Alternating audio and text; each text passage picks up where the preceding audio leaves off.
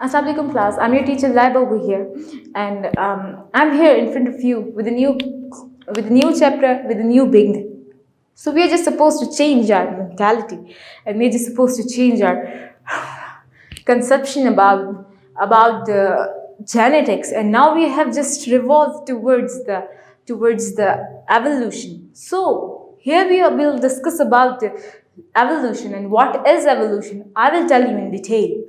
So class, so it is one of my favorite chapters, and I'm very mad for this chapter. Evolution is actually the change inside the body which you just consume, and we just consume according to your environment. So class, so here we are going to start about the evolution.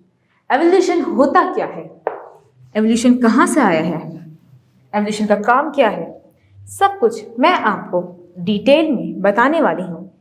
So class, evolution बहुत ज़्यादा एक important accessory है जो आपको इसके साथ बहुत अच्छे से डील करना होता है. So class, I will tell you about the evolution. Gradually छोटे छोटे चेंजेस आने लगते हैं आपकी बॉडी में, तो वो एवोल्यूशन कहलाते हैं. फर्स्ट ऑफ ऑल, एवोल्यूशन की एक बहुत बड़ी डिस्क्रिप्शन ये है कि एवोल्यूशन एक तरह के पैटर्न पे रिवॉल्व करता है, यानी कि एवोल्यूशन का अपना एक स्पेसिफिक किस्म का काम होता है. ये काम करने वाला सिर्फ और सिर्फ एवोल्यूशन होता है. सो क्लास, ये लेक्चर जो मैं आपको देने वाली हूँ वो बहुत ज़्यादा इम्पॉर्टेंट है, और ये मेरा 57वां लेक्चर है. सो ये माना जाता है कि पुराने ज़माने के इंसान यानी हज़रत आदम अलैहिस्सलाम के वक्त की बात कर रही हूँ.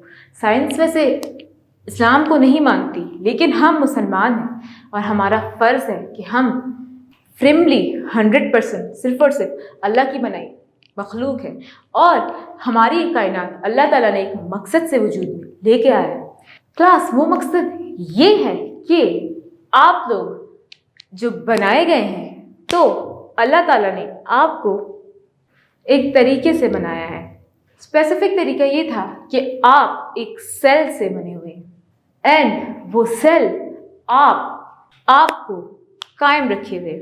सो क्लास, मैं आपको आज के लेक्चर में सेल की बहुत बड़ी सी डिस्क्रिप्शन देने वाली हूँ कि सेल सबसे पहले पैदा किया गया, फिर उसके बाद उस पर अल्लाह ताला ने, वैसे तो हम मिट्टी के बने हुए, अल्लाह ताला ने उस सेल से ही एक इंसान को बनाया. यानी पहला इंसान जो था वो किस तरीके से आया, वो इसी तरीके से आया कि वो एक सेल था, फिर उसके बाद आना शुरू हुआ.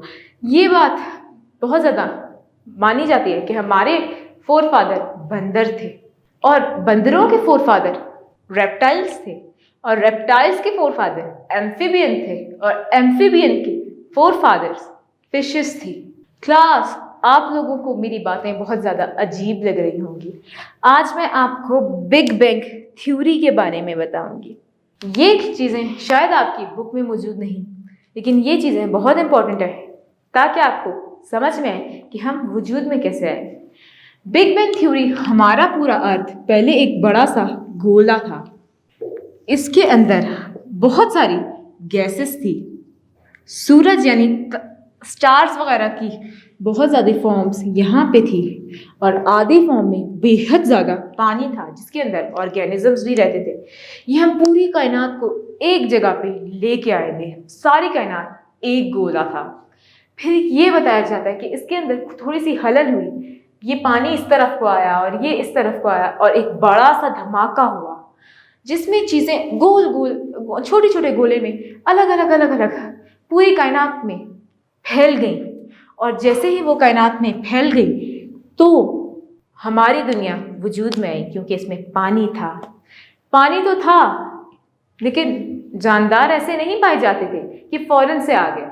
सबसे पहले पानी के अंदर ज़मीन थी और यहाँ पे पानी था, तो पानी के अंदर बड़ी बड़ी मछलियाँ, शार्क्स, बहुत कुछ था. अचानक से पानी के अंदर खुराक ख़त्म होना शुरू हो गई, तो खुराक का इस्तेमाल सबसे पहले पानी से बाहर आने की कोशिश करने वाले ऑर्गेनिज्म ने किया। आपने मेंढक को देखा है, पानी में भी रहता है और बाहर भी रहता है। इसी तरीके से क्रोकोडाइल भी यही काम करता है। इसी तरीके से एम्फीबियंस का इजाद हुआ, जो पानी में भी रहते और ज़मीन पे भी रहते। फिर उसके बाद एम्फीबियंस के लिए ये दुनिया और छोटी होने लगी, यानी बाहर का जो पानी के अंदर का से थोड़ा सा बाहर भी खाना उनको सूट नहीं कर रहा था। फिर उन्होंने कुछ ऐसी चीज़ें शक्ल में जन्म दी एवोल्यूशन की बिना पे, वो फिर उनकी शक्ल और ज़्यादा अजीब थी और वो रेप्टाइल्स थे। फिर रेप्टाइल्स के जन्म के बाद बड़े बड़े इंसानों या बंदरों का जन्म हुआ और इसी तरीके से हम इंसान जन्म में आ गए। ये प्रोसेस है, एक स्क्वीज फॉर्म है पूरी की पूरी बिग बैंग थ्योरी की। सो क्लास, ये माना जाता है कि हमारी दुनिया इस तरीके से वजूद में आई है, यानी हमारे फोर फादर्स के भी फोर फादर्स कहीं ना कहीं जानवर होया करते थे। सो हम लोग इस्लामिक पॉइंट ऑफ व्यू को यकीन रखते हैं कि इंसान मिट्टी से बनाया गया और हमारा मकसद यहाँ पे अच्छे काम करना है और अच्छे काम करके यहाँ से निकलना है। सो एवोल्यूशन किस तरीके से आया? समंदरी जानवर एम्फीबियंस में कन्वर्ट हो रहे, एवोल्यूशन था। इसी तरीके से एम्फीबियंस रेप्टाइल्स में कन्वर्ट हुए तो वो भी एवोल्यूशन था। इसी तरीके से रेप्टाइल्स ह्यूमन बीइंग वगैरह में कन्वर्ट हुए, एवोल्यूशन था, यानी उनकी बॉडी में नेचर के हिसाब से चेंजिंग आना शुरू हो गई। क्लास मैंने इस टाइम आपको ब्रीफ डिस्क्रिप्शन सिर्फ एवोल्यूशन का दिया है। होप सो आपको एवोल्यूशन क्लियर हो गया कि आखिर हम एवोल्यूशन कहते किसको है।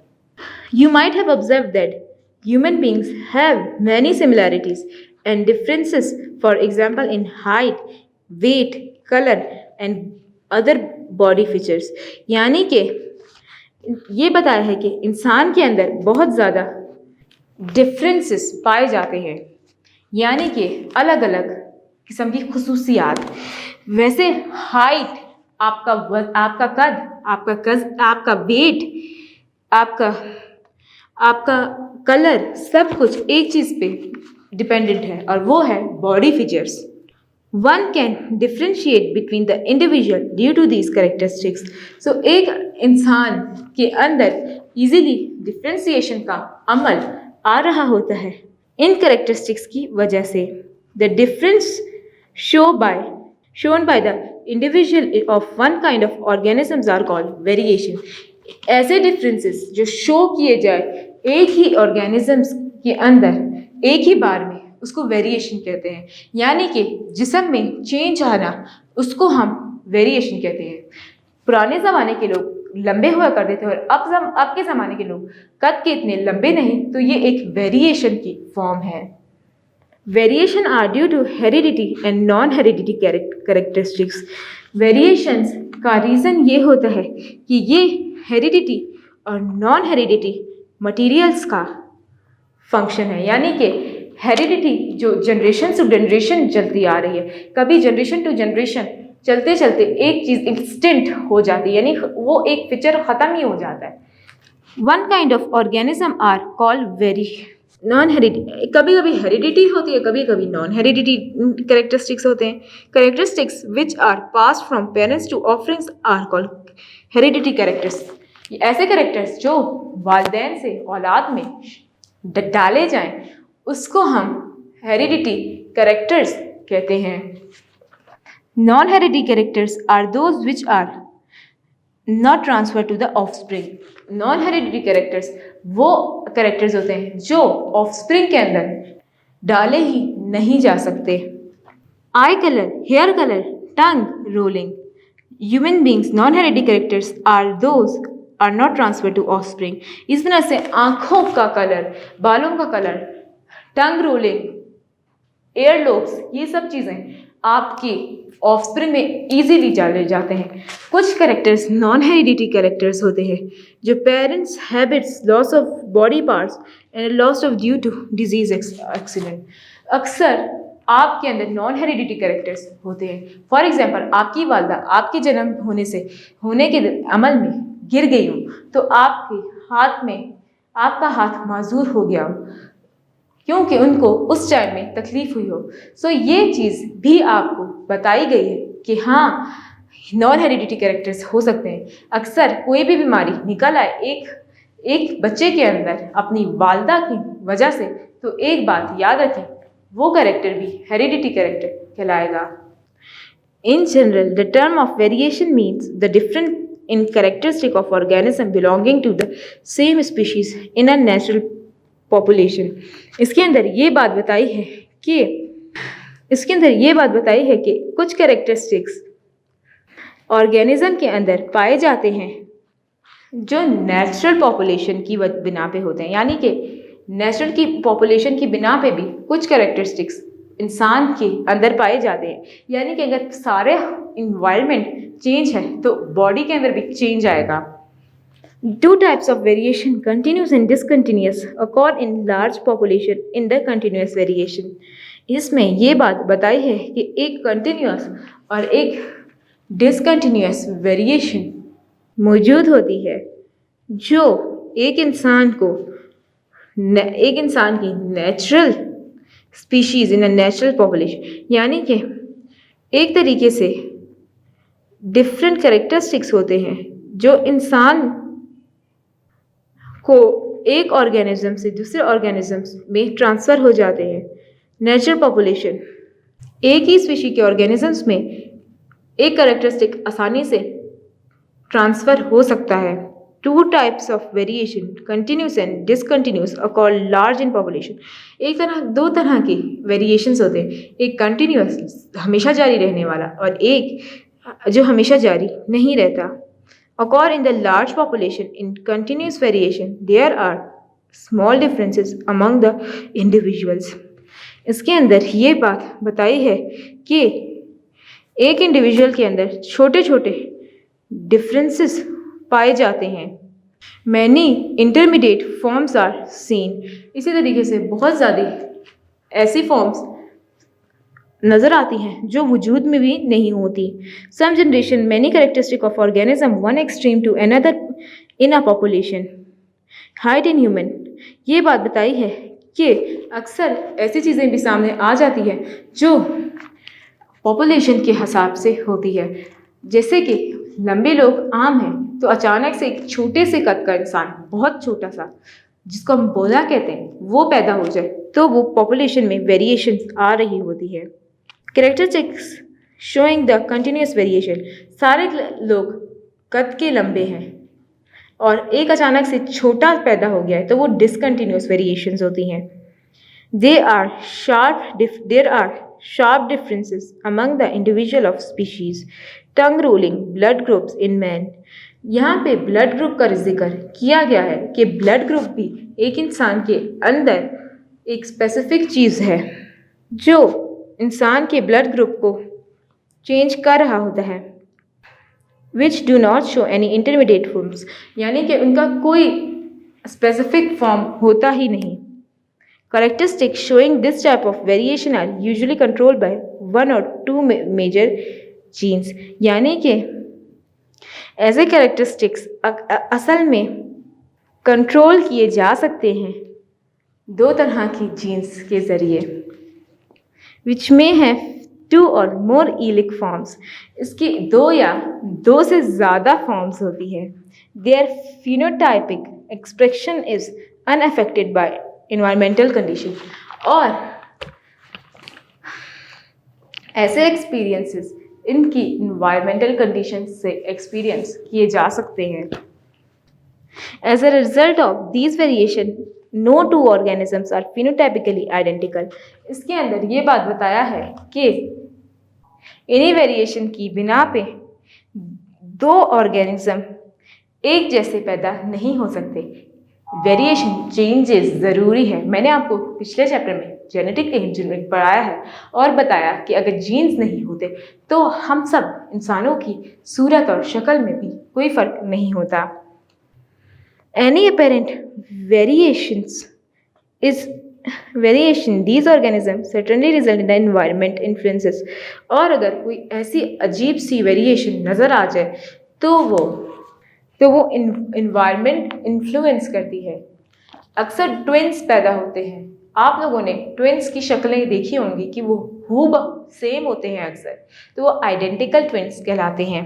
ये वजह भी वेरिएशंस की वजह से होता है। Any apparent variation, these organisms certainly the result of environmental influences. Great variety of various occurs in sexually reproducing organism. Many variety of variation, हर बहुत सारी variety of variations आपको मिलते हैं जब दो सेक्सुअली प्रोड्यूसिंग ऑर्गेनिज्म एक दूसरे के सामने होते हैं। Crossing over an independent assortment during the meiosis and random fusion of gametes in fertilization are important source of genetic variation in population. इसके अंदर ये बात बताई है कि जेनेटिक वेरिएशन पॉपुलेशन के अंदर बहुत ज़्यादा कॉमन है। The variation in organism produced by these sources is not under influence of environment. The environment affects at a later stage. In addition to another important primary source of variation among the organism is mutation. यहाँ पे variation की एक बहुत ज़्यादा ज़बरदस्त example दी गई है कि अगर एक स्टेज से दूसरे स्टेज तक ऑर्गेनिज्म वेरिएशन करता आ रहा है तो उस प्रोसेस को हम म्यूटेशन कहते हैं। These variation which occurs due to the change in genetic material, they have occurred gradually and continuously since the life started. ये वेरिएशंस बहुत पहले से चले आ रहे हैं और ये वेरिएशंस बेहद ज़्यादा इम्पॉर्टेंट है इंसानी ज़िंदगी के लिए। These variations are heritable as they are passed from parents to their offspring in a sexual reproduction. तो ये वेरिएशन बहुत ज़्यादा सिंपल है और ये पेरेंट्स से ऑफस्प्रिंग तक सेक्सुअली रिप्रोड्यूशन में पाए जा सकते हैं। And these heritable variations are raw material of evolution. और ये वेरिएशंस एवोल्यूशन की रॉ मटेरियल का काम कर रहे हैं। सो क्लास वेरिएशंस के बारे में बताएं। वेरिएशंस अक्सर चेंजेस को कहते हैं। बहुत सारी पॉपुलेशन है, बहुत ज़्यादा बड़े लोग, मतलब कि ज़्यादा लोग हैं, अचानक से कदावर फैमिली में बहुत छोटा बोना पैदा हो गया, तो ये एक तरह का वेरिएशन है। इसी तरीके से सांप की पहली टांगें होया करती थी और आगे आते आते जब उसने उन टांगों को इस्तेमाल नहीं किया तो उसने रगड़ना अपने आप को शुरू कर दिया, अपनी ज़मीन पे रगड़ के चलता था, तो उसकी वो वेरिएशन ये आई कि आने वाली स्पीशी में उसकी टांगें अल्लाह ताला ने ले ली थी। अल्लाह ताला ने ये क्यों किया, ये आपको एक किस्सा मशहूर है, जो ये सांप अल्लाह ताला का पसंदीदा जानवर था और वो जन्नत में पहले पाया जाता था, फिर अल्लाह ताला ने उसे उठा के दोज़ख में डाल दिया क्योंकि इसने शैतान का साथ दिया था और इसके पाँव भी छीन लिए। ये बात हमारे इस्लाम में लिखी गई, लेकिन साइंस की ज़बान में कुछ ढांचे पुराने ऐसे पाए हैं जिसमें इसके पाँव थे और ये बात प्रूफ हो गई कि हाँ सांप के पाँव थे। ये ढांचे से पता लगा जब अल्लाह ताला ने इसको दोज़ख में डाल दिया और इसके पाँव अल्लाह ताला ने छीन लिए। सो क्लास आपको इसमें ये बात याद रखनी होगी कि वेरिएशंस आती रहती हैं और वेरिएशंस का रीज़न अलग अलग चेंज किस्म का होता है। सो क्लास हम थ्योरीज ऑफ एवोल्यूशन भी पढ़ेंगे। The term evolution has been special place in the study of history. In the terms of organism, it may be defined as a development of more advanced and complex organisms. इसके अंदर evolution के बारे में बताया है कि हम जब हिस्ट्री ऑफ लाइफ को पढ़ते हैं तो हम एवोल्यूशन के अंदर पढ़ते हैं। In terms of organism it may be defined as development और मोर एडवांस एंड कॉम्प्लेक्स। ये बहुत ज़्यादा एडवांस और बहुत ज़्यादा कॉम्प्लेक्स मेथड है जिसके अंदर आप एक एक चीज़ को एक एक एंसेस्टर से लेके उनके ऑफस्प्रिंग तक एक एक चीज़ को बहुत ज़्यादा गौर फिक्र से कर पढ़ते हैं। Various hypotheses have been developed to account for evolution. So evolution के लिए बहुत ज़्यादा हज़ारों किस्म की हाइपोथेसिस यानी कि मेथड्स प्रपोज किए गए थे। The outline of historical background and the development of history of evolution is given in table. इसमें आपको टेबल में सब कुछ बताया है कि कौन कौन से साइंटिस्ट ने कौन कौन सी एवोल्यूशन की हिस्ट्री को प्रपोज किया था। Aristotle proposed a theory of continuous and gradual evolution of life from the simple to complex and from the imperfect to perfect form. यानी कि एवोल्यूशन जब हो रही थी तो कंटिन्यूस थी या डिसकंटिन्यूस दोनों के बारे में परफेक्ट इम्परफेक्ट फॉर्म में बताया गया था। यानी कि कंटिन्यूस एवोल्यूशन के बारे में अरिस्टोटल का ये मानना था कि एवोल्यूशन कभी सिंपली आपके सामने आमतौर पे नज़र आ जाती है या कभी बहुत मुश्किल से परफेक्ट और इम्परफेक्ट फॉर्म में आ रही होती है। एवोल्यूशन चेंजेस को कहते हैं, बार बार रिपीट कर रही हो, एवोल्यूशन बॉडी के अंदर होने वाली चेंजेस को कहते हैं। और जो जो चेंजेस आई और डिफरेंसेस आए उसको हम वेरिएशन यानी ये इंसान किस तरीके से दूसरे इंसान के साथ वेरी करता है, चेंज रखता है। Jean Baptiste de Lamarck concept of use and disuse of organs.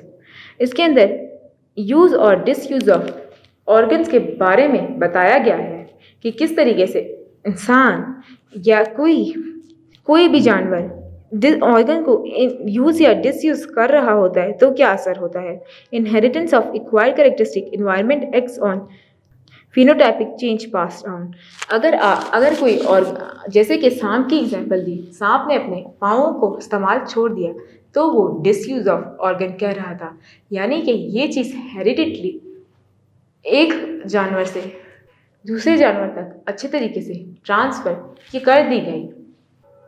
Thomas Malthus human population increase geometrically and food supply increase arithmetically, this is the reason of surf competition. Thomas Malthus ने खुराक के बारे में कहा कि इंसान के birth rate ज़्यादा है और डेथ रेट कम है, जिसकी वजह से ह्यूमन पॉपुलेशन इंक्रीज कर रही है और खाने के लिए कंपटीशन ज़्यादा बढ़ चुका है। चार्ल्स लाइल evolution as long time uniform natural process demonstrated the progressive history of fossils evidence। इसके अंदर ये बात बताई है कि नेचुरल प्रोसेस के ज़रिए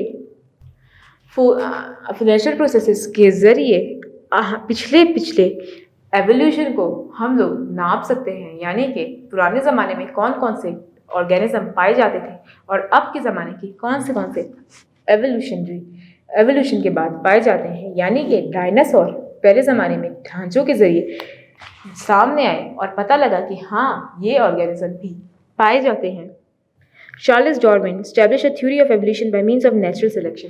चार्ल्स डार्विन की एक थ्योरी यहाँ पे हम बहुत ज़्यादा बड़ी डिटेल से पढ़ेंगे। उसमें नेचुरल सिलेक्शन के बारे का बहुत ज़्यादा बड़ा जिक्र किया गया है। Alfred Russel Wallace agreed the theory of Darwin but accepted the humans from the theory। इसके अंदर इसने ये बोला है कि डार्विन की थ्योरी ठीक थी और यही एक्सेप्शन इसने ह्यूमंस के अंदर लगा के अपनी कुछ थ्योरीज प्रपोज की। Augustus Weismann suggested acquired characters are modifier of soma body cells, whereas continuity of race is carried out by germ cells gametes। इसके अंदर ये बात बताया है कि करेक्टर्स की मॉडिफिकेशन उनकी जिस्म के ज़रिए की जा सकती है जो एक तरह की रेस में बाउंड है और वो रेस उनको मजबूर करती है कि वो एक तरीके से इस दौड़ में मगन हो जाए। Hugo de Vries evolution due to mutations and this sudden change results into the new species and not by gradual process of evolution। इसके अंदर फ़ौरन से सडन चेंज का जिक्र किया गया है कि फ़ौरन से सडन चेंज आता है और एक तरीके से एक स्पीशीज़ को दूसरी स्पीशीज़ में कन्वर्ट कर दिया जाता है नेचुरली। यानी एक स्पीशी अपनी शक्ल जल्द अज जल्द चेंज कर देती है। इसके अंदर लिमार्किज्म एंड द थ्योरी ऑफ डार्विज्म यानी डार्विन्स की थ्योरी और लिमार्क की थ्योरी बेहद ज़्यादा मशहूर है। मैं अपने अगले लेक्चर में आपको लेमार्क्स थ्योरी और डार्विनिज्म के बारे में बताऊंगी। लेमार्किज्म और डार्विनिज्म बहुत ज़्यादा इम्पॉर्टेंट थ्योरीज हैं। क्लास, आज के चैप्टर में मैंने आपको बिग बैंग थ्योरी के बारे में भी बताया, लेमार्किज्म के बारे में भी बताया, लेमार्किज्म के थोड़ा सा कॉन्सेप्ट बताया, डार्विनिज्म का थोड़ा सा कॉन्सेप्ट बताया और बाकी साइंटिस्ट का बिलीफ जो एवोल्यूशन के बारे में, उसके बारे में भी बताया। क्लास, बहुत ज़्यादा इम्पॉर्टेंट बात है कि हम लोग यहाँ पे इस टाइम जो कुछ पढ़ रहे हैं वो टोटली साइंस बेस्ड है। तो ये इस चीज़ से अपना ईमान ख़राब ना करें, जो आपका बिलीफ है वो आप रखें। ये सिर्फ पढ़ाने के लिए मैं आपको ये बातें बता रही हूँ। बिग बैंग थ्योरी नाम पे मुझे भी तो यकीन नहीं, लेकिन मुझे अल्लाह ताला के हर एक उस फैसले पे यकीन है जो उन्होंने हमें कुरान के ज़रिए बताया है। और क्लास, हमारे यहाँ जो चेंजेस आ रहे हैं बॉडी में उसको हम एवोल्यूशन कहते हैं। ये बात तो कुरान पाक में भी है कि पुराने ज़माने के लोग होते कैसे थे, उनका रखना, परखना, चलना, उठना, बैठना हमारे नबी की सुन्नत के ज़रिए हमारे तक पहुंचा हुआ है। इसके अलावा ये बात मशहूर है कि पुराने ज़माने के लोगों का कद बहुत ज़्यादा लंबा होया करता था और अब के ज़माने का कद बहुत छोटा है। पुराने ज़माने लोगों का कद इतना लंबा था कि वो एक ऊँट को एक निवाले में खा लेते थे। तो सोचे उनका कद कितना लंबा होगा। अक्सर ऐसे बड़े बड़े ढांचे हमको खुदाई के बाद मिल जाते हैं जो इंसान यकीन भी नहीं कर सकता कि ऐसी चीज़ भी एग्जिस्ट करती है, तो वो मौज़ाती तौर पे हमारे यहाँ मौजूद हैं। इसी तरीके से डायनासोर्स के बड़े बड़े स्कल्पचर्स यानी फोसल्स यानी ढांचे मौजूद हैं जो इस बात का साफ सबूत देते हैं कि हाँ, अल्लाह ताला ने पुराने ज़माने में बहुत सी ऐसी मखलूक बनाई थी जो आजकल के ज़माने में नहीं पाई जाती। इसी तरीके से डायनासोर्स का कुछ ऐसे कैरेक्टरिस्टिक्स हैं जो अभी आजकल की लेजर्ड में पाए जाते हैं। तो एवोल्यूशन, वेरिएशंस एंड चेंजेस के बारे में है। डायनासोर की एग्जांपल मैंने इसलिए दी क्योंकि ये आमतौर पे सुनने वाला वर्ड है। इसी तरीके से जो ढांचे हमको सांप के मिले वो सांप के ढांचे, यानी कि उस टाइम सांप के पास पाँव होया करते थे और अब के सांप के पास कभी पाँव हो ही नहीं सकते। क्लास, ये भी एक बहुत अच्छी एग्जाम्पल है। इसके अलावा फ्लाइंग बर्ड्स जो नज़र आते हैं, इसी तरीके का एक जानवर या एक डायनासोर पुराने ज़माने में पाया जाता था। ये तो सिर्फ छोटा सा कंसेप्ट है, लेकिन क्लास, इसका ब्रीफ कंसेप्ट आपको सेकेंड ईयर की बुक में एवोल्यूशन वाले चैप्टर में ज़रूर मिलेगा, जो बेहद ज़्यादा ज़बरदस्त और डिटेल फॉर्म में है। उसमें उस डायनासोर की तस्वीर भी है और आपको उसी डायनासोर से पता लगेगा कि पुराने ज़माने में कितने ज़्यादा ऑर्गेनिज्म पाए जाते थे। क्लास, आज का लेक्चर टोटली वेरिएशन और एवोल्यूशन के ऊपर था और ये बहुत इंपॉर्टेंट चैप्टर है। होप सो आपको आज के लेक्चर समझ में आया हो। फिर मुलाकात होगी अगले लेक्चर में एक नए टॉपिक के साथ। अल्लाह हाफिज़।